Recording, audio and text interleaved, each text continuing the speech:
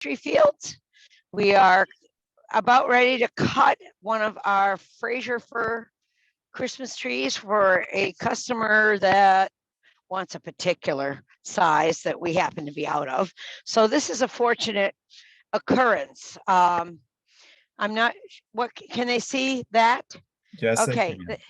that tree is about 9 years old, I'll say. We start with a 4 to 5 year old tree, and that's only about yay tall, about as tall as a paper towel roll on one end, not including its roots. And right now, Travis is going to be cutting it off as close to the ground as he can with a bow saw. And he's probably going to get that snow drop right down on his neck. There it goes. So there is the base of the tree. And we're going to be taking that down on the tree sled. You can see how old a tree is by counting its rings. But unfortunately, I think the camera, there's a little tiny pin dot in the middle. And then you have to count carefully out. So 1, 2, 3, 4, 5, 6, 7, 8. I was right. It's about 9 years old. And it has some dead grass in it because we try to mow, but you can't get everything. And it has some old growth needles in here that will come out because the next trip for this is to the shaker. And we're going to shake some of that debris out so people will not complain about what falls on their carpet. So before we And can we start look? pulling the Go ahead. tree to the shaker, can you tell us a little bit about the life cycle of a Christmas tree? How old is this tree? When do you Well, start planting trees? we plant Christmas trees in April. We get them what's called bare root from the nursery. They're 4 to 5 years old at the time because they started out as little seedlings. And when we get inside, I can show you some seeds. They're so tiny. So they start that out as a nursery. And for 2 years, they're in a little seedling bed, and then they get moved to another bed where they have a little more room and their roots develop more. And then while they're still asleep, because all evergreens go dormant in the winter.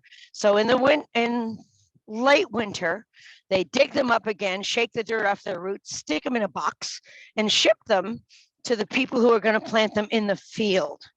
By this time, the tree is about, like I said, about as tall as a roll of paper towel standing on its end, without the roots. The roots go down below that. So we have what's called a bare root tree, and it arrives here in early April. And as soon as we can get on the land, which means the ground's not frozen anymore, we plant them all individually in the field. At this point, they're tall enough for us to see from the mower and to survive a little competition from weeds and things like that. We don't plant seedlings and we don't plant seeds. We plant what's called transplants. So the tree right now is in a tree sled, and it is headed towards the shaker. And we have a little sign here to tell people which way to bring their trees because we don't want them bringing them into the gift shop. Some of them get a little confused. And so watch your step here. This has been slippery. We've had freezing and just above and just below freezing conditions for a week, and that's how you get ice.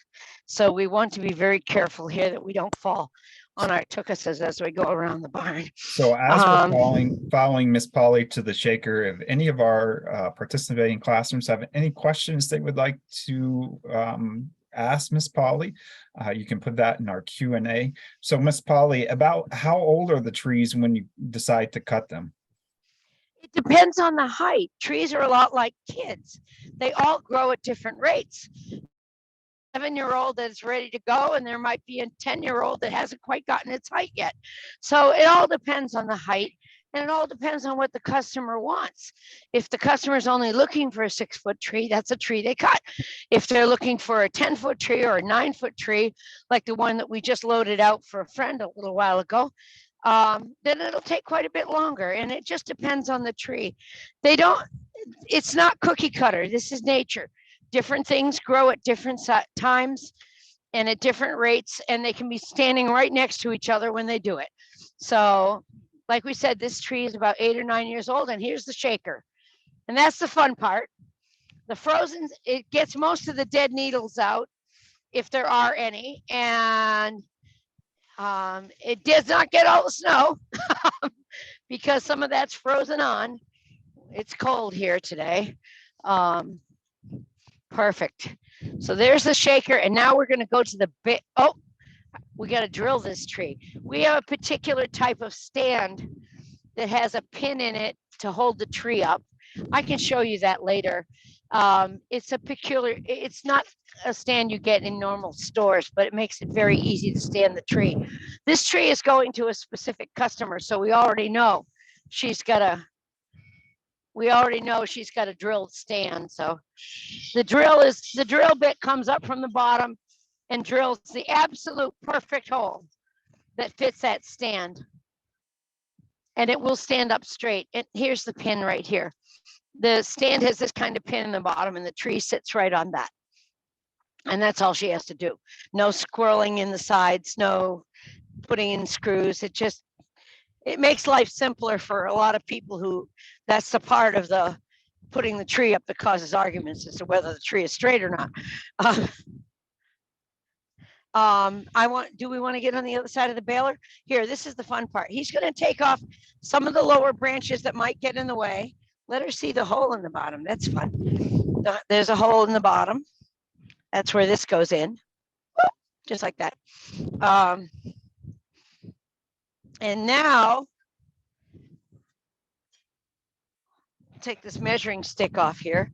People often go out into the field and have no idea how tall 6 feet is. So we send them out with a stick. So he's hooking it up right now. It's going to be noisy in a minute. This is our lovely new baler that pulls the tree through and puts string around it. So why would we want to put string around the tree? Well, it holds the branches in so that the people can get it in their door and in their stand without getting poked in the eye or scraping the side of it. And it's also safer for the tree to transport. It keeps the branches in snuggy tight and less air, and anything that keeps the tree from drying out is a good thing. So this is just both convenience. Whoop, just a minute. No talking while the baler's running. So what is that was wrapped around the tree? That's just string. It's just a white poly string that I'm not sure if this is one of the biodegradable ones. We try to get that. And it's just a string, and it holds the branches in. Just like if you'd hug yourself, your arms come in tight. This makes sure it stays there. And now this lovely Fraser fir. You can tell it's a Fraser because the underside of the needles are kind of blue and the top is dark green. Other types of Fraser don't usually have that bluing on it. So we also grow Canaan fir, and they are light green on dark green as versus the blue. This is a lovely tree. They're fussy to grow, but they are a really good needle retention tree, which means they're not going to shed all over your floor. And people seem to be very concerned about that. So, and they're not sharp, they're soft. There's 3 kinds of trees that are used for Christmas trees: pines, firs, and spruce. Pines have the long fluffy needles, and we'll show you some of those greens inside. Firs take a little longer to grow. I don't like the term short needle, long needle because it's deceiving. It's a softer needle. When you feel it, it doesn't prickle. And if we spelled fir with a U instead of an I, everybody would get that point. And then the last one is spruce, and they're a little bitey, ouchy. And they like to shed on your carpet very much so. They don't have good needle retention, but they're wonderful in your yard because even deer aren't that stupid. Deer don't eat them. So they're a great yard tree. Well, we have quite a few questions. We have a great question from the 4th grade at GMU, and they want to know, what is your oldest tree on your farm, your oldest Christmas tree? I would not know. The only way to know how old a tree is to cut it down, and I'm not about to do that. We have some very old trees, but they're usually in what we call a hedgerow, which is an edge of a field.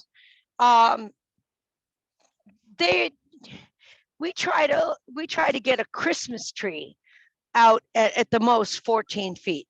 They take up a lot of space at that height. They're difficult to prune, really difficult because they're so tall. We have to use ladders and none of that's good. So at 14 feet, if they're not pretty enough to be somebody's big Christmas tree indoors, then they're wreaths and they're roping and we use all the body parts for greens work on the inside. Can we go in right now? It is cold here. And you mentioned deer, and I have a great question. Sure. How do you prevent deer browsing on your tree? Actually, we don't. One of our farms has fencing. That's the only way that's reliable. Here at this location, they're here. But deer tend to travel in a pattern. So if they've got a path along the edge of a field and they're decimating those trees, we just let them have them. It's not great. We do get nuisance permits where we're allowed to take out so many, not during deer season. And we have several families in this area where venison is an important part of their food supply. So no deer goes to waste, but they are certainly better when they're not in my Christmas trees.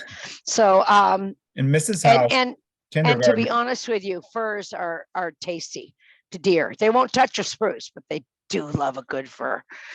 Mrs. House kindergarten class wants to know how many acres is on your farm. Well, our farm is kind of chopped up into pieces, but we have about 50 acres of Christmas trees. We plant between 11 and 12,000 trees a year in the spring. And that means somebody's got to go along and shape them all. We see every tree every year, at least once, if not twice or three times, if you count passing by on the mower. But, we're always, you have to tend them, but it's not like animals that need food and water every day.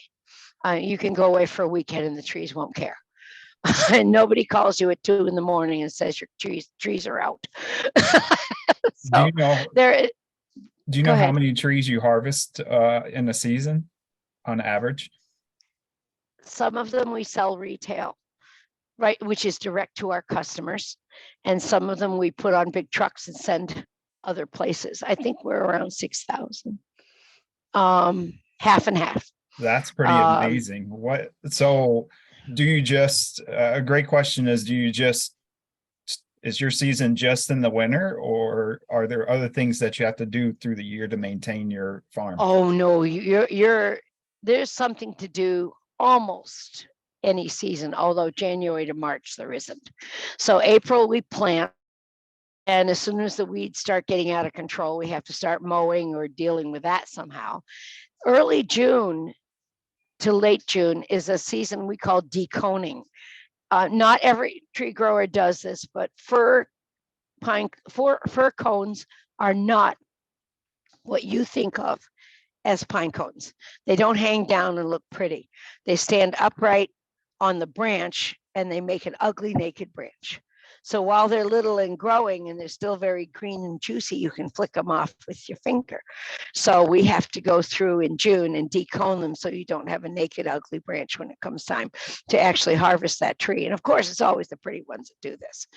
And I think Travis has a record for 1,000 cones on one big tree.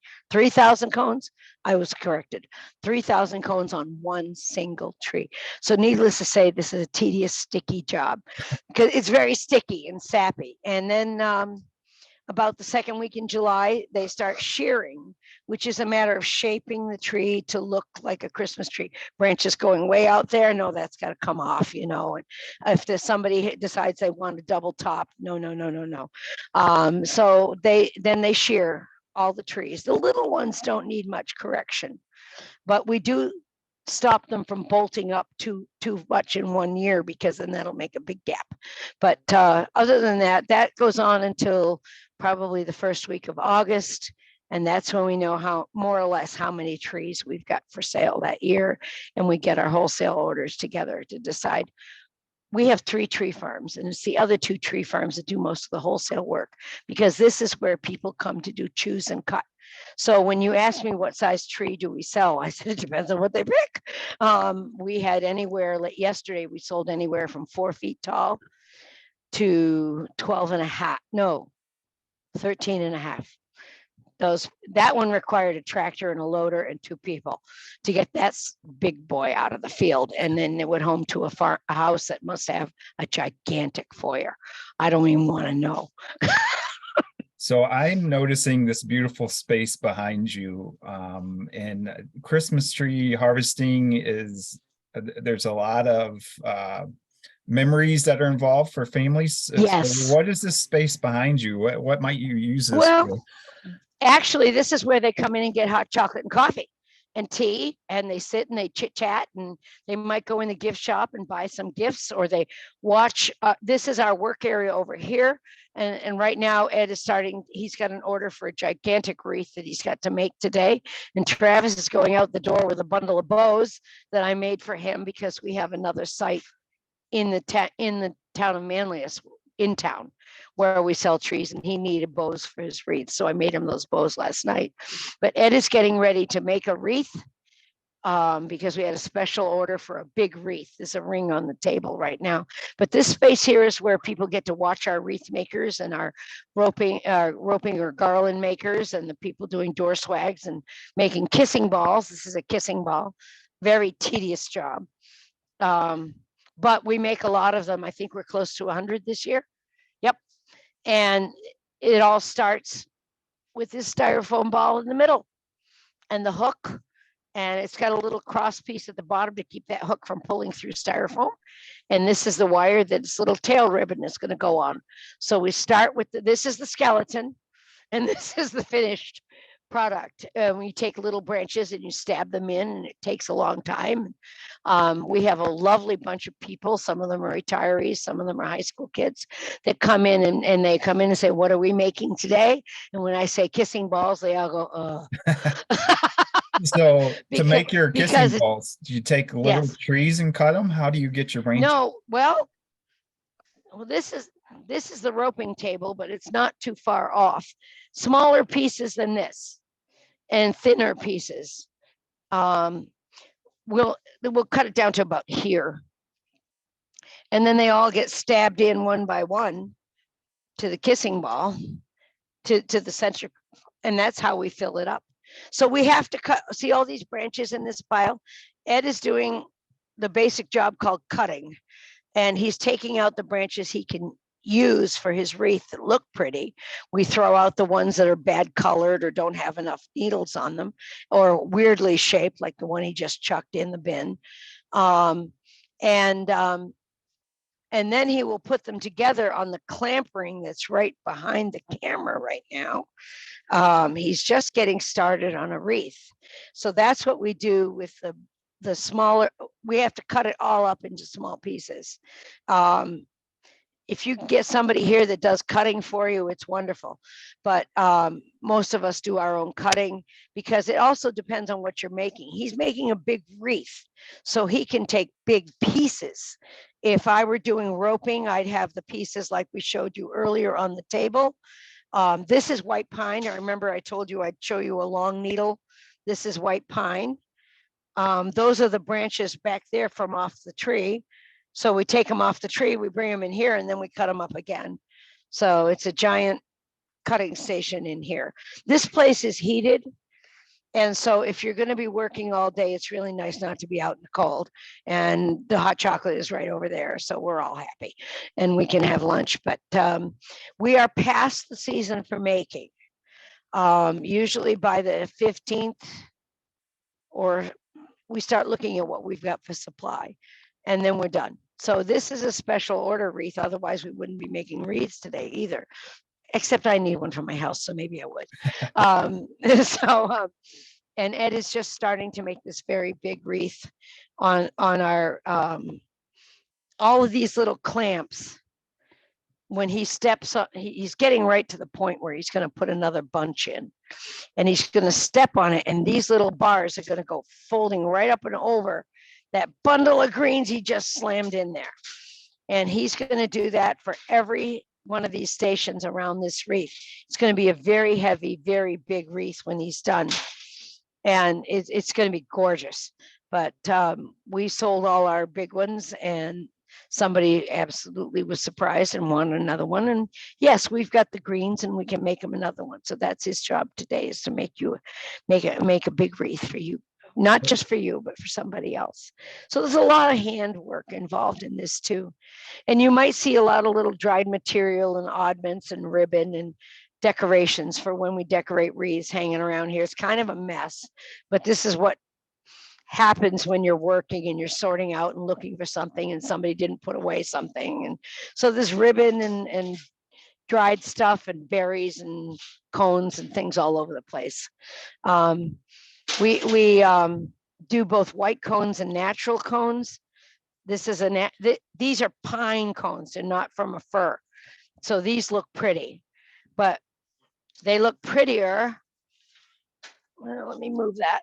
When they're painted. So this literally is white paint on a cone.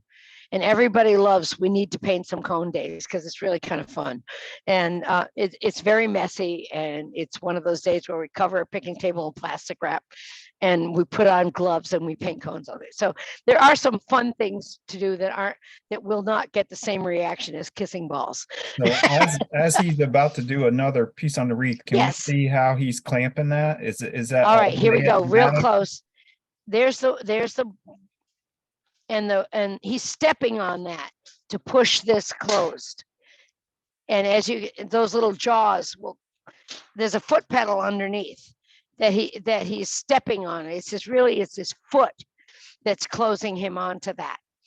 A good wreath maker making an average door size wreath can make about 3 an hour. So and he's got to start from the cutting. So this is going to take him a little while to get all the way around. He's got to make a bundle for every one of these clamps. And he's assembling a bundle right now. But Ed is very experienced and very fast. So he's going to be done quicker. It'll take him, if you can consider the cutting, all of an hour to make this one wreath. But it's a big one. So as we're watching, it looks like he's going to step on that pedal. Stomp it right now. There he is. And it does take your weight. There's a little muscle involved in this. And it's a metal table, so it's noisy.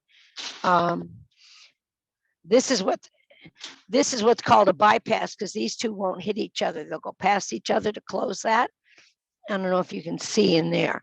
Other ones just met, and then you'd have to hammer it down. So if you really wanted to hear a noisy day, it's when we've got all the wreath machines going and somebody's got to hammer out.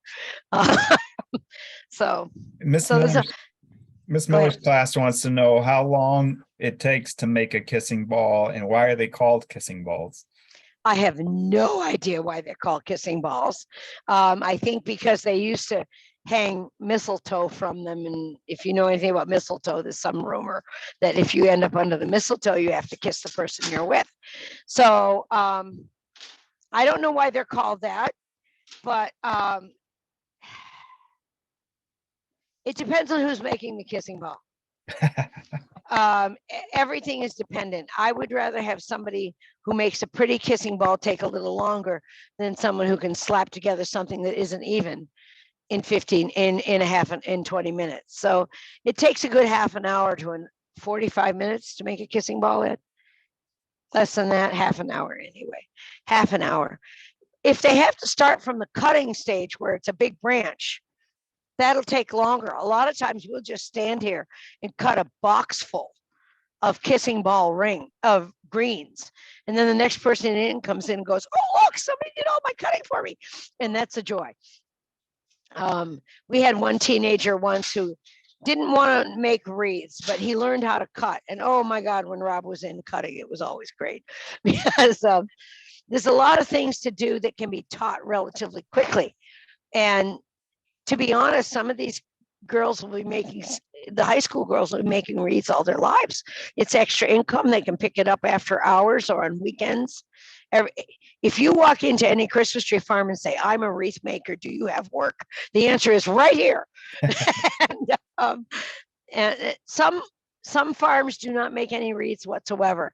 And I'd like to know what they do with all these bottom branches, because otherwise it's a big mess.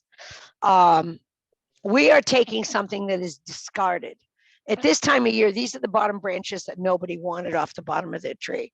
So we are taking what is essentially refuse that would either go into the mulch pile or be burned later on in the spring when they dry down. And we are turning them into a useful, marketable product. And you can take them home and make a simple door swag. And we're more than glad to teach you how to do any of this stuff yourself, because the last thing I need this time of year is more work. But we don't offer classes because usually everything we own is busy making stuff we can sell. Other people will offer classes. There's a person down the road who sells Christmas trees that does a lot of wreath making classes for women who want to cut, or mostly women. Actually, there's a lot of men in the industry that make a lot of wreaths. Some of the best ones I know make hundreds and hundreds and hundreds of wreaths. But a lot of times it's sort of like the paint and sip classes. It's make a wreath and sip class. And it's an extra thing that she does. It's not something we're adding to our lexicon. We've got enough to do here. Are there any questions? I'll just rattle on otherwise. Yeah, so I have a great question from Liam Ward, and want to know what made you start the tree farm, and a lot of people want to know how long you've been in the business. We have been in the business almost 40 years. And don't laugh, but we were dairy farmers. We exited the dairy industry in 2003, but decades before that, we moved to this area, and we had come from a poorer county in upstate New York, in Montgomery County, and you could get trees for now this is going to date me, but back in the 80s, you could get trees for $5 down there. And then we moved out here to Onondaga County. Onondaga County, by the way, has the highest cut tree per capita sales in the entire state. There's not even a second that's in the running. So this is a very competitive area for a live cut Christmas tree. So we moved out here, and our children were small, and Ed went to buy a Christmas tree from a local farmer and asked how much it was, and it was $20. And he said, I only wanted one. And that's when we realized we had a lot of land. Is this an alternative crop?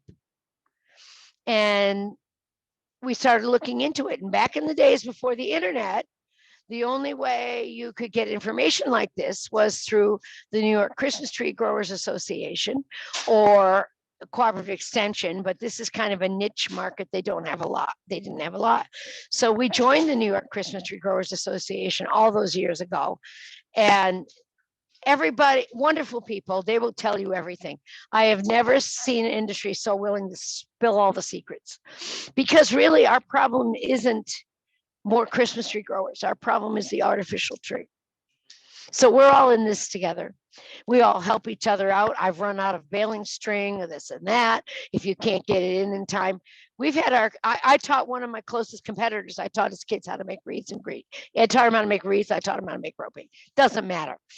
We still do some things cooperatively with them. We have bigger balers, bigger equipment. And when they have a particularly big tree that needs to be baled, we'll go up there and bale for them. And he'll come down here and help us do tops. Doing the tops on trees is critical when you're shaping them. We shape the sides at one way, but not everybody was allowed to do tops. Somebody who knows what they're doing has to do tops just to get the right place, the right placement for the next one to come up. So Brian comes over and helps us do tops, and we go over there with our balers and help him bale his big freaking trees that he can't get through his baler. It all works out. And it's a very cooperative industry. When we go to Pennsylvania to pick up supplies, we don't quite often bring back stuff from the supplier that says, oh, this is going to somebody else. Can you bring it back? And yes, I joke about the bucket brigade distribution system in the tree industry, but there really is. We will go in April to Pennsylvania to pick up our transplants because they come in a big tractor trailer there. And people from New Jersey and Pennsylvania and Virginia and all over are all there. We all meet at this little farm in the middle of nowhere, Pennsylvania. And we basically reassign all the boxes to where they're going, and everything that's going to New York comes back with us. And then people from New York come here and pick up their stuff. So it's a very interesting bunch of people who do an awful lot of cooperative work. It's really fun. It's what makes it lovely. So that's how we got into it, because we thought trees were too expensive. And the next thing you know, here we are with almost 100,000 trees growing. And I'm a little astonished at that number myself. So we saw So at the very beginning how, or we saw a tree quickly being cut down. How do y'all sure, cut trees down? Or if a person came to cut a tree, how would they cut it down? And is it exactly different the way than we what did you it. do? No, we loan them the bow saw and out they go with the same tree sled and the same kneeling pad. And they get to stomp around in the snow and pick out the tree they like. Although some of them do come in October when we're doing pumpkins. And on a nice and lovely day, they will go out there with their sold flagging and pick out their Christmas tree, so that if you get a day that's cold and windy and blowy and that's the only day you have, you already know the tree you picked out looks cute. So So they just march up to their tree with their name on it and they take that one. do you have a bow So we saw do. there that you can show us? Oh, inside. Do we have a saw in here, Ed? Let me, to my right. There's only, oh, here there is. This one needs a little repair work. This is basically a bow saw. It's got it's in here because it needs to be fixed, or a replacement blade, one or the other. Every once in a while they do get dull, you know. So, oh, it needs a bolt down here. So this, oh boy, let's see what I can do to hook that up. So we This can get the this idea. this goes into there like that. There's supposed to be a bolt there. This is the blade, all the little teeth. That's what actually cuts. That, no, it's okay. We're good. That's what actually cuts, and they go back and forth and they cut the tree down. Now we also have some chainsaws in here that when we are cutting for the wholesale market and we have to put 800 trees on a truck, then we use a chainsaw. And, goes a little faster. And but that's not, the public's not around for that. When it's just one family going out there to get a tree, or one person, the bow saw is pretty quick. You saw how fast it was. And besides, work like that on a cold day warms you up. So as you're on a farm and you have a specific season for your Christmas trees, you Yes. mentioned pumpkins, and we got to see where people come warm up. Is there any other Yep. things that you do to diversify? You mentioned a store. Oh my goodness. Oh my Can you goodness. share that with us? I'll take you right around the calendar then. January, February, and March are pretty quiet here. But April, I already said we're planting 11 to 12,000 Christmas trees, but it's also when we have our lambs born. We're expecting about 150 lambs. In April, we have a flock of sheep over on our livestock farm. Fence maintenance, snow always does something. So we have to make sure the fences are up, because the last thing we want is the sheep in the neighbor's yard. So April and May are fencing and sheep and lambs and Christmas tree planting. June, we start in with deconing. God help us. Sometimes we do birthday parties and we do weddings on weekends. But July, we have day camp and we're doing hay for the sheep for the winter. We harvest all our hay. And that's July and August, and shearing. We have to shear the Christmas trees. And of course, all along this, we're mowing weeds between the rows, because weeds can actually grow up and compete with the baby trees. So we have to keep them down so that the baby trees can grow. And then September, we've planted pumpkins back in June. So September, we start with our pumpkin patch and corn maze. We've got a corn maze that we've planted, and we cut the shape. We have all the pictures on the wall over there. We cut that in June, when the corn is, June and July, when the corn is big enough to step over. We have all the different mazes that we've done lately, a different one every year. And then September is all about pumpkins and corn maze and fun, and maybe another cutting of hay in there if we get it in. And we do, in July and August, I forgot all about the berries. We have a blueberry patch that has blueberries and red raspberries and June berries. In Canada, they call them Saskatoons. So we have a U-pick berry operation in June and July and August. We do pancake breakfast on Sunday mornings in July and August, 8 to 12, blueberry pancakes, whipped cream and blueberry sauce and all sorts of good stuff, and real maple syrup. And then we get to the September and the pumpkins. And then the next thing you know, it's Halloween and we start gearing up for Christmas. We do make a lot of fudge. We are a restaurant in the fall because people who come for pumpkins and the playground and all the fun stuff we have do tend to get hungry. So we feed them. And we have a gift shop, and that's open from September until Christmas. It has a lot of local artisans in there. It has a lot of commercial stuff, and it has stuff that people make and they want to sell. We have a couple of beautiful woodworkers in here. We have somebody who is a absolute crochet artist. I make all the jams from the berries on the farm. We have a beekeeper who keeps his bees on the farm. We have his honey here. We have a local maple syrup producer. So we're kind of a little local shop. And yeah, we're busy all year long, except for January, February, and March, when I don't want to see any of you. That's your vacation. It is. It's a required rest time. It's a good time to get the book work caught up. It's a good time to get my knitting projects sorted out. It's also a good time to pack away all the stuff because you don't have this out during pumpkin season. And it's a good time for planning. There's so many things going on here that you need to plan.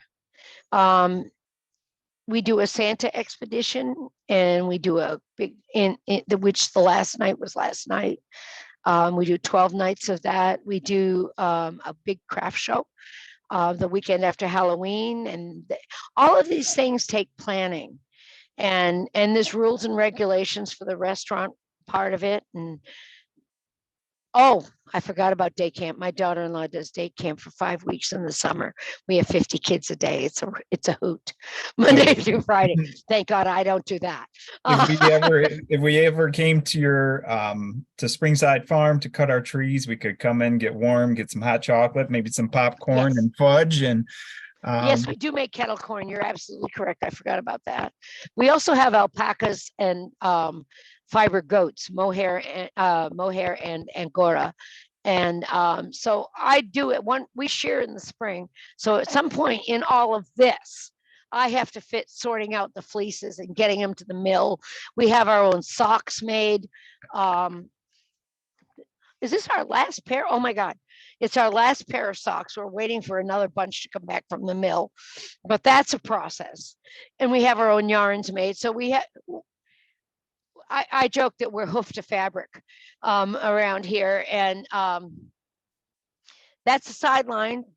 And again, that's what January through March is for, sorting out the details so that you at least look halfway coordinated as the day goes by.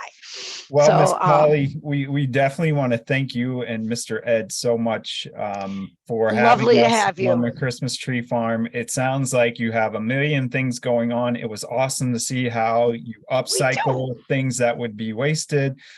It's awesome to see how you create things year round so that you're able to have a business, because agriculture is business and money needs. It is a business. It is a business. One last question for you. Sure.